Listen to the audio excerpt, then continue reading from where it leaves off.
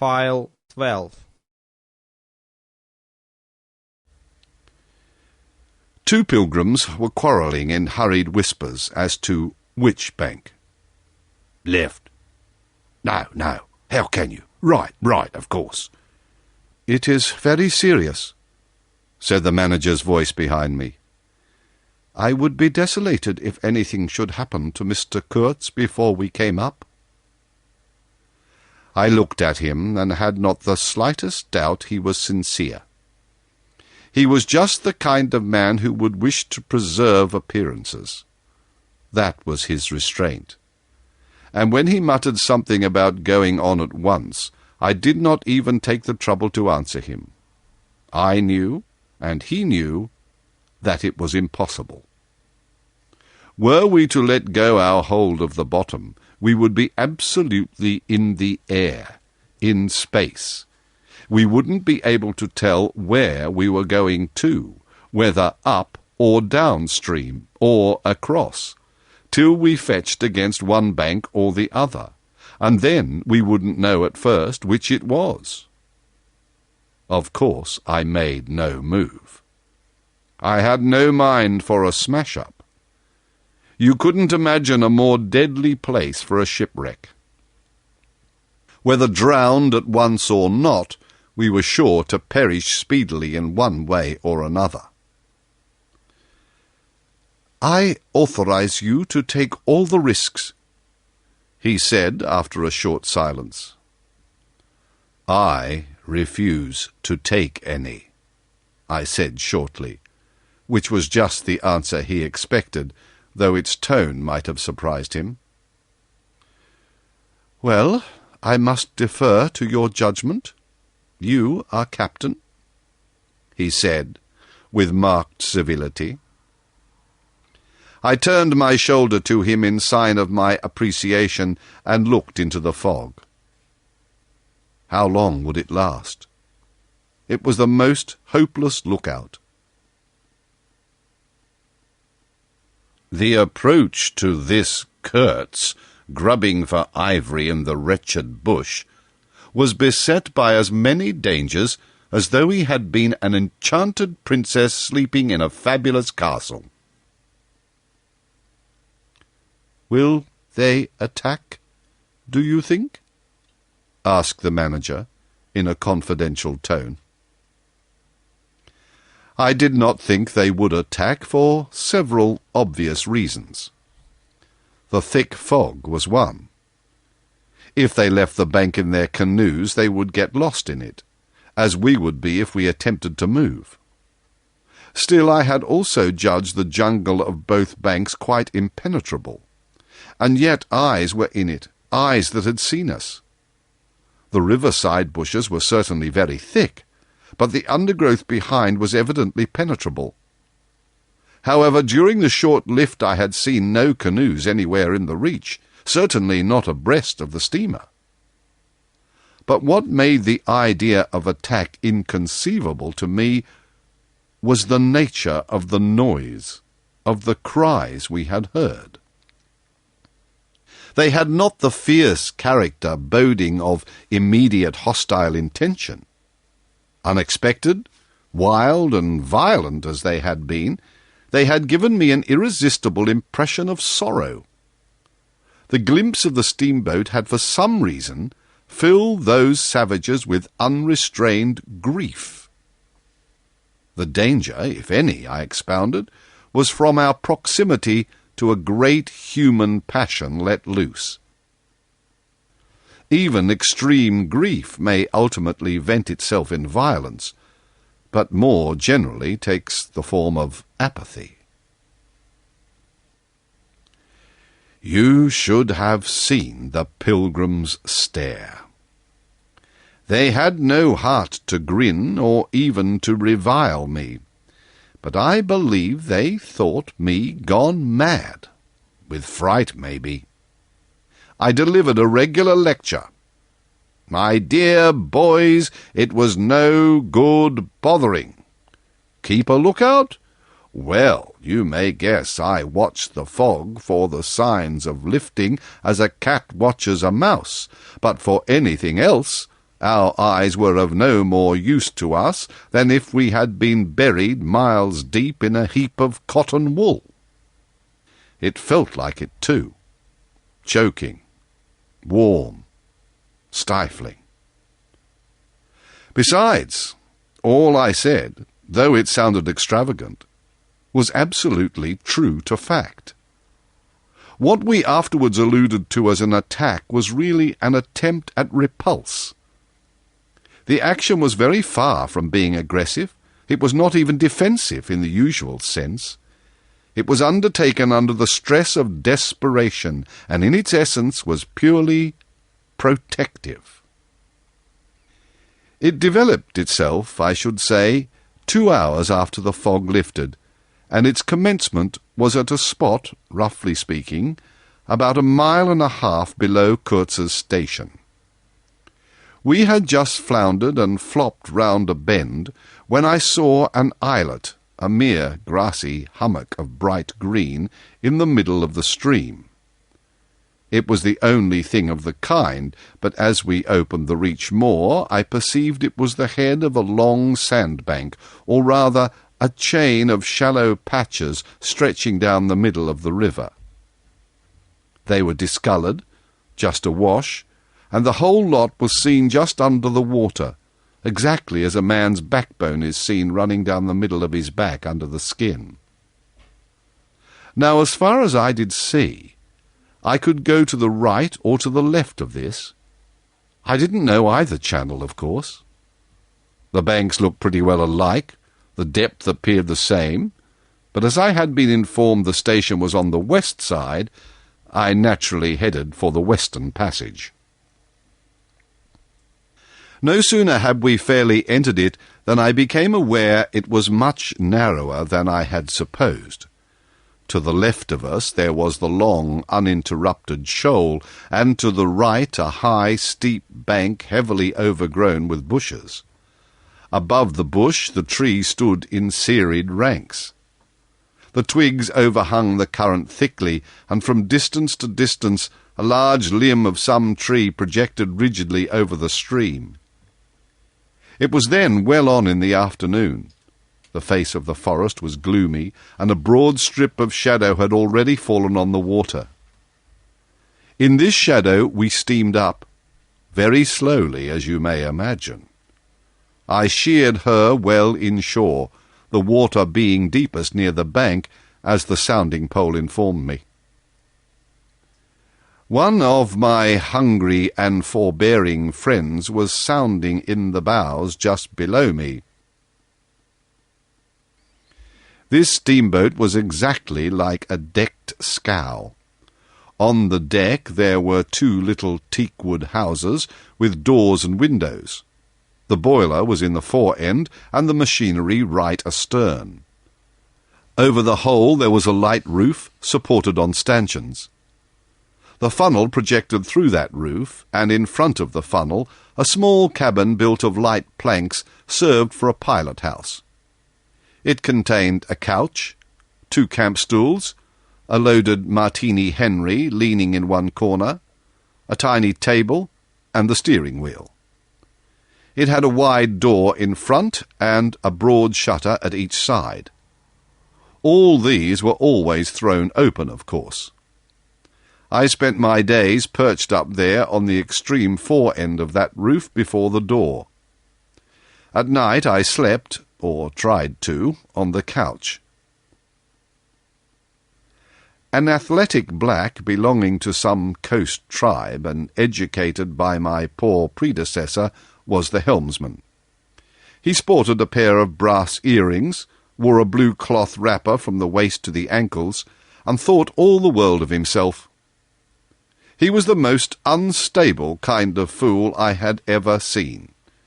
He steered with no end of a swagger while you were by, but if he lost sight of you, he became instantly the prey of an abject funk, and would let that cripple of a steamboat get the upper hand of him in a minute. I was looking down at the sounding pole and feeling much annoyed to see at each try a little more of it stick out of the river, when I saw my poleman give up the business suddenly and stretch himself flat on the deck without even taking the trouble to haul his pole in. He kept hold on it, though, and it trailed in the water. At the same time, the fireman, whom I could also see below me, sat down abruptly before his furnace and ducked his head. I was amazed. Then I had to look up the river mighty quick, because there was a snag in the fairway. Sticks, little sticks, were flying about, thick. They were whizzing before my nose, dropping below me, striking behind me against my pilot-house. All this time the river, the shore, the woods were very quiet.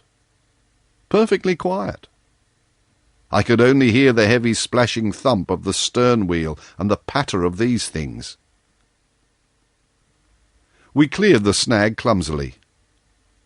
Arrows, by Jove! We were being shot at. I stepped in quickly to close the shutter on the land side. That fool helmsman, his hands on the spokes, was lifting his knees high, stamping his feet, champing his mouth like a reined-in horse. Confound him! And we were staggering within 10 feet of the bank. I had to lean right out to swing the heavy shutter, and I saw a face amongst the leaves on the level with my own, looking at me very fierce and steady. And then, suddenly, as though a veil had been removed from my eyes, I made out, deep in that tangled gloom, naked breasts, arms, legs, glaring eyes. The bush was swarming with human limbs in movement, glistening of bronze colour.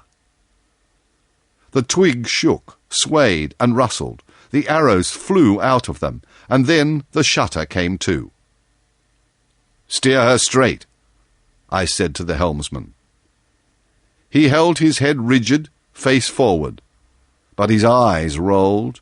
He kept on, lifting and setting down his feet gently. His mouth foamed a little. "Keep quiet," I said in a fury. I might just as well have ordered a tree not to sway in the wind. I darted out. Below me there was a great scuffle of feet on the iron deck, confused exclamations. A voice screamed, "Can you turn back?" I caught sight of a V-shaped ripple on the water ahead. What? Another snag? A fusillade burst out under my feet. The Pilgrims had opened with their Winchesters, and were simply squirting lead into that bush. A deuce of a lot of smoke came up and drove slowly forward. I swore at it. Now I couldn't see the ripple or the snag either. I stood in the doorway, peering, and the arrows came in swarms. They might have been poisoned, but they looked as though they wouldn't kill a cat. The bush began to howl. Our woodcutters raised a warlike whoop. The report of a rifle just at my back deafened me.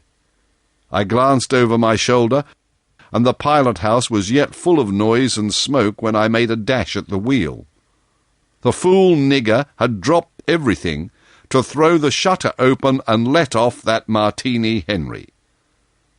He stood before the wide opening, glaring, and I yelled at him to come back, while I straightened the sudden twist out of that steamboat. There was no room to turn even if I had wanted to. The snag was somewhere very near ahead in that confounded smoke. There was no time to lose, so I just crowded her into the bank, right into the bank where I knew the water was deep. We tore slowly along the overhanging bushes in a whirl of broken twigs and flying leaves. The fusillade below stopped short, as I had foreseen it would when the squirts got empty.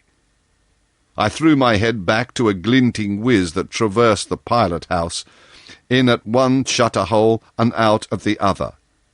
Looking past that mad helmsman, who was shaking the empty rifle and yelling at the shore, I saw vague forms of men running bent double, leaping, gliding, distinct, incomplete, evanescent. Something big appeared in the air before the shutter. The rifle went overboard, and the man stepped back swiftly, looked at me over his shoulder in an extraordinary, profound, familiar manner, and fell upon my feet. The side of his head hit the wheel twice, and the end of what appeared a long cane clattered round and knocked over a little camp stool. It looked as though, after wrenching that thing from somebody ashore, he had lost his balance in the effort. The thin smoke had blown away. We were clear of the snag, and looking ahead I could see that in another 100 yards or so I would be free to sheer off away from the bank. But my feet felt so very warm and wet that I had to look down. The man had rolled on his back and stared straight up at me. Both his hands clutched that cane. It was the shaft of a spear that, either thrown or lunged through the opening, had caught him in the side just below the ribs. The blade had gone in out of sight after making a frightful gash. My shoes were full. A pool of blood lay very still, gleaming dark red under the wheel. His eyes shone with an amazing lustre. The fusillade burst out again. He looked at me anxiously, gripping the spear like something precious, with an air of being afraid I would try to take it away from him. I had to make an effort to free my eyes from his gaze and attend to the steering. With one hand I felt above my head for the line of the steam whistle and jerked out screech after screech hurriedly. The tumult of angry and warlike yells was checked instantly, and then from the depths of the woods went out such a tremulous and prolonged wail of mournful fear and utter despair as may be imagined to follow the flight of the last hope from the earth. There was a great commotion in the bush. The shower of arrows stopped. A few dropping shots rang out sharply. Then silence, in which the languid beat of the stern wheel came plainly to my ears. I put the helm hard a starboard at the moment when the pilgrim in pink pyjamas, very hot and agitated, appeared in the doorway. "The manager sends me," he began in an official tone, and stopped short. "Good God!" he said, glaring at the wounded man. We two whites stood over him, and his lustrous and inquiring glance enveloped us both. I declare it looked as though he would presently put us to some question in an understandable language. But he died without uttering a sound, without moving a limb, without twitching a muscle. Only in the very last moment, as though in response to some sign we could not see, to some whisper we could not hear, he frowned heavily, and that frown gave to his black death mask an inconceivably sombre, brooding and menacing expression. The lustre of inquiring glance faded swiftly into vacant glassiness. "Can you steer?" I asked the agent eagerly. He looked very dubious, but I made a grab at his arm, and he understood at once I meant him to steer whether or no. To tell you the truth, I was morbidly anxious to change my shoes and socks. "He is dead," murmured the fellow, immensely impressed. "No doubt about it," said I, tugging like mad at the shoelaces. "And by the way, I suppose Mr. Kurtz is dead as well by this time?" For the moment that was the dominant thought. There was a sense of extreme disappointment, as though I had found out I had been striving after something altogether without a substance. I couldn't have been more disgusted if I had travelled all this way for the sole purpose of talking with Mr. Kurtz. Talking with... I flung one shoe overboard and became aware that that was exactly what I had been looking forward to, a talk with Kurtz. I made the strange discovery that I had never imagined him as doing, but as discoursing. I didn't say to myself, "Now I will never see him," or "Now I will never shake him by the hand," but "Now I will never hear him." The man presented himself as a voice. Not, of course, that I did not connect him with some sort of action. Hadn't I been told in all the tones of jealousy and admiration that he had collected, bartered, swindled, or stolen more ivory than all the other agents together? That was not the point. The point was in his being a gifted creature, and that of all his gifts the one that stood out preeminently, that carried with it a sense of real presence, was his ability to talk. His words, the gift of expression, the bewildering, the illuminating, the most exalted and most contemptible, the pulsating stream of light, or the deceitful flow from the heart of an impenetrable darkness.